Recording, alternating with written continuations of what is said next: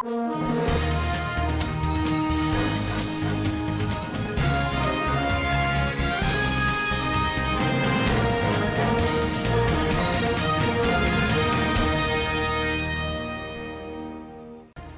government flags off deworming of 10 million children in school feeding program. Nigerian Security and Civil Defense Corps licensed 20 private security firms. Zamfara State Police arrest ex-army corporal who supplies weapons to bandits. On business, federal government moves to avert agony of subsidy, hence for all importation next year. And on the international scene, another tanker briefly blocked Egypt's Suez Canal. And in sports, Akinwumi declared interest as NFF president. Hello, welcome to Standard Voice News Channel. I'm Fawzi Ibrahim.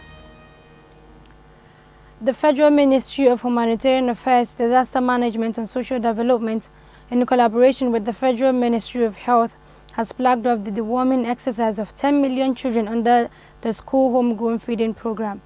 The minister declared the exercise open at a training for federal and zonal officers held in Kano. Represented by the Special Assistant to the President on National Investment Program, Muhammad Nasir Mahmood, the minister said, while Nigeria records over 10 million beneficiaries across the 36 states, a number of 1,225,804 people in Kano are currently under the homegrown school feeding program, aimed at addressing the socio-economic imbalance in Nigeria through the National School Homegrown Feeding Program. She said, with children prone to infections, especially parasites, no matter how well a child is fed, the ministry, in collaboration with the Ministry of Health, came up with the initiative to deworm all the children under the school feeding to ensure the effectiveness of the program. Indigenous airline under the aegis of Airline Operators of Nigeria have replied the Nigerian Civil Aviation Authority over allegations that they converted over 1 billion naira to personal use. Vice President of AON, Barrister Elan Onyema, in a statement said, while some of their members have bad debt being owed to the agencies, not all members are owing. Our correspondent Rafi'a Menasara reports. The Nigerian Civil Aviation Authorities had on Tuesday threatened to ground airlines over inability of airline operators to remit the statutory ticket sale charge, cargo sale charge and passenger service charge. The charges are collected by airline on behalf of the agencies including the NCAA and the Nigerian Airspace Management Agencies, among others. NCAA DG Captain Musa Nuhu, who spoke during stakeholders meeting in Abuja, gave the operators 1 month ultimatum to come up with payment plan to avoid being grounded. But the AON expressed reservation over by the accusations that its members were defrauded government agencies. It also revealed on some of its members owing the agencies to engage with them and come up with repayment plans. Rafi'a Minasara reporting for SBTV News. The Nigerian Security and Civil Defense Corps has granted 20 operation license to new private security practitioners to operate in Nigeria. Our correspondent Almin Muhammad has more. The Commandant General Ahmed Abubakar Audi charged them to contribute to the fight against insecurity by providing credible intelligence and information to security agencies. Mr. Audi said, following the spirit of insecurity in the country, all hands must be on deck to proffer solutions to the security challenge confronting the nation. This conflict has, from education, from history, from research, has dealt with countries very debilitating, which is asymmetric in nature, which has a semblance of a guerrilla type of war, where hoodlums, these bad guys, miscreants, come out, hit on targets, and return to base. It is very difficult to handle it. And so we have seen really that we have to come together, all of us. And that's why we say, if you see something, please, you must say something.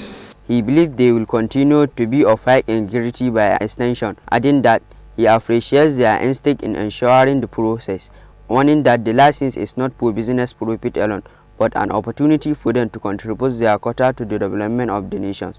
We want to issue license to people who have track records of being impeccable in character, I want to believe that you will continue to be of high integrity and by extension good ambassadors of the Corps.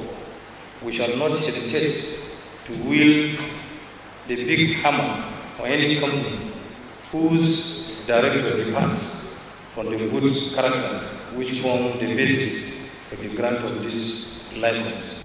Alamin Muhammad reporting for SBTV News.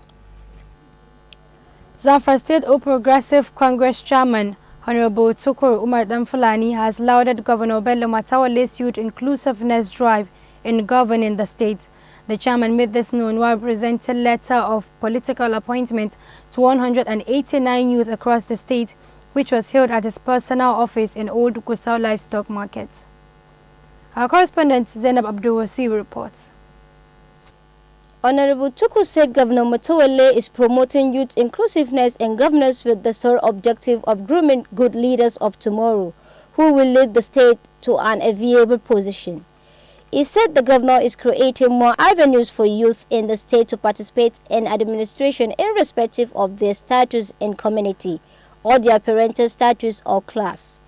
He described the appointment of the 189 youth into different political positions from Directors General, Senior Special Assistant, and Special Assistant, which will in turn create more wealth and employment drive to the state. The chairman also charged all the new political appointees to reciprocate the governor's gesture by supporting the party and all government policy and programs in order to have a well-developed state enriched with more opportunities. Zainab Abdulwasi reporting for Standard Voice Television.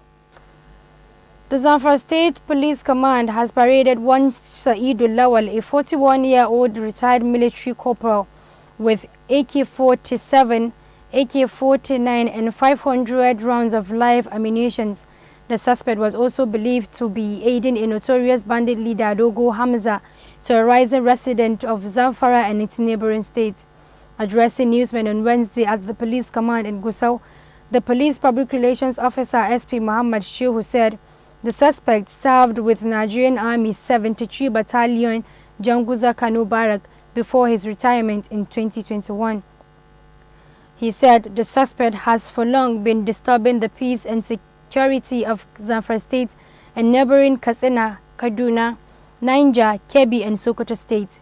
According to the police spokesman, search was conducted on spot and the exhibits were recovered in his possession. My name is Said Lawal. From which state? Zamfara State. You are native of Zamfara State? Yes, sir. How years old are you? I'm 41. 41. Yes, sir. Which work are you doing? I'm an ex-serviceman. Ex-service. Which ministry? Police or soldier? Army. Yes, sir. We are suspecting you and even this vehicle. What are you carrying in this vehicle? Sir, I'm carrying weapon. Somebody sent me to go and bring it for him. What kind of weapons? Actually, when they bring it inside the sack with one bag, I hope that other bag is ammunition. So I just put it, cover it, I start moving. How many arms? It will reach like 2. How many ammunition? I don't know the number. Who give you the arms and ammunition? It's somebody from Nasarawa State. This local in Nasarawa. Who is this person? What is the name of the person? The person that sent me, he is the one giving me his number. Who sent you? What is the name of that person that sent you? Hamza Dogo. To go and meet who? To go and meet his brother, one of his brother. I don't know his name. Actually, I write local for his number. Okay. Who is this Hamza Dogo? He's in Zamfara State. In Zamfara State. What is he working? He's somebody that is a farmer and is rearing cow. Fabian Benjamin, head of public affairs and protocol of JAM, said the board did not and had never determined any uniform national UTME cut of marks for any tertiary institution. Mr. Benjamin said the lucid process of admission, which the former president of the Academic Staff Union of Universities, Nasser Fage, expounded, is the exact process being followed in the conduct of admission exercise to tertiary institutions. He said the process has even been improved upon with the elimination of human interference through its full automation with the introduction of the central admission process system. For the purpose of emphasis, the board conducted the UTME and hands over the results to institution for the conduct of admissions. The former ASU president had earlier reiterated the need for a review of the law establishing JAMB.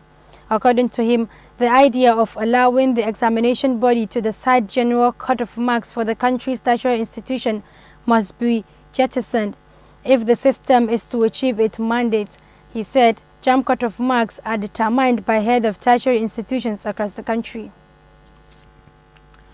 Former President Goodluck Jonathan has called on Nigerians to protect the country's democracy from derailment into some form of fascism. Our correspondent Jamila Ibrahim reports. The former president made the call on Wednesday during a conference to mark the 70th birthday of the Bishop of Sokoto Diocese, Bishop Hassan Kuka in Abuja.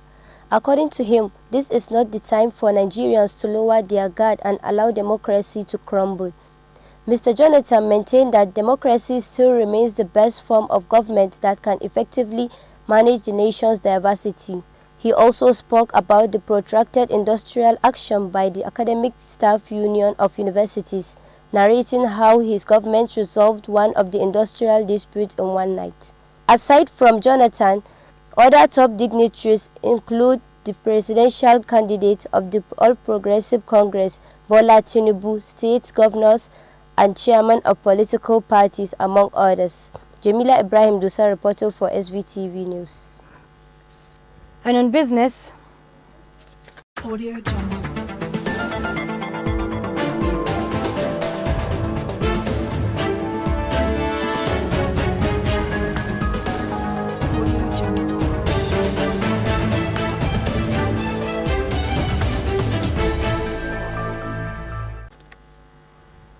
the Group Chief Executive Officer, Nigerian National Petroleum Corporation Limited, Mele Kyari, has disclosed that Nigeria will stop importing petroleum products by mid-2023.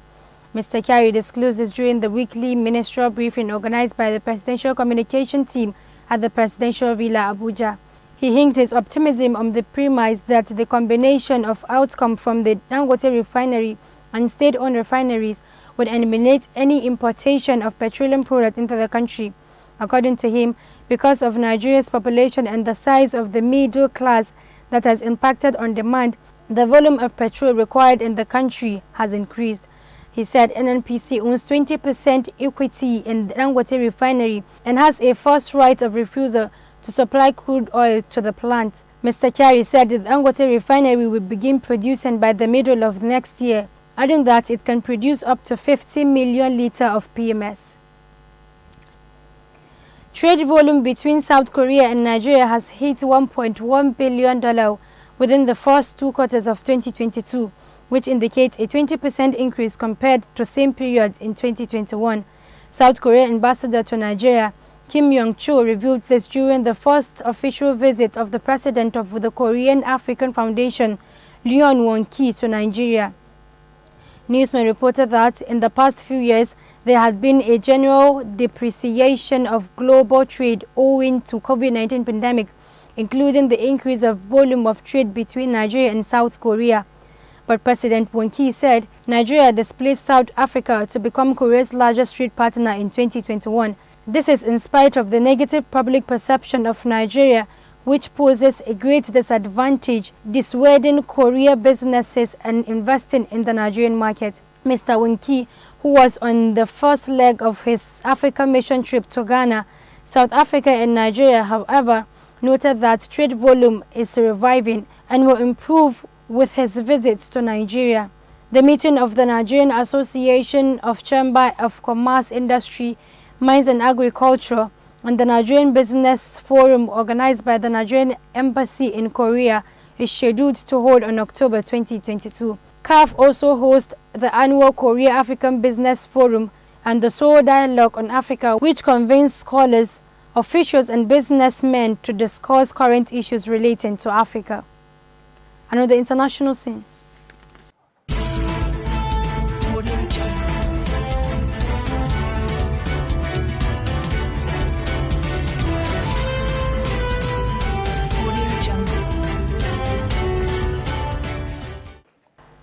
an oil tanker briefly became stuck in Egypt's Suez Canal on Wednesday. Officials announced rising fear that last year's major blockage of the global maritime route will be repeated. According to the Suez Canal Authority, the incident was said to have been caused by technical damage of the rudder, resulting in a loss of control of the ship, which the 64,000-ton tanker had been successfully refloated. The SCA said it had quickly mobilized more than 5 towing vehicles for the operation. According to newsmen, the 250-meter-long tanker was heading for the Saudi port of Yanbu. The Suez Canal, a vital portal between Asia and Europe, sees about 10% of the world maritime trade. According to SCA, Egypt lost between $12 million and $50 million every day of the closure, while insurers estimated the global maritime trade suffered billions of dollars of lost revenue per day. And in sports,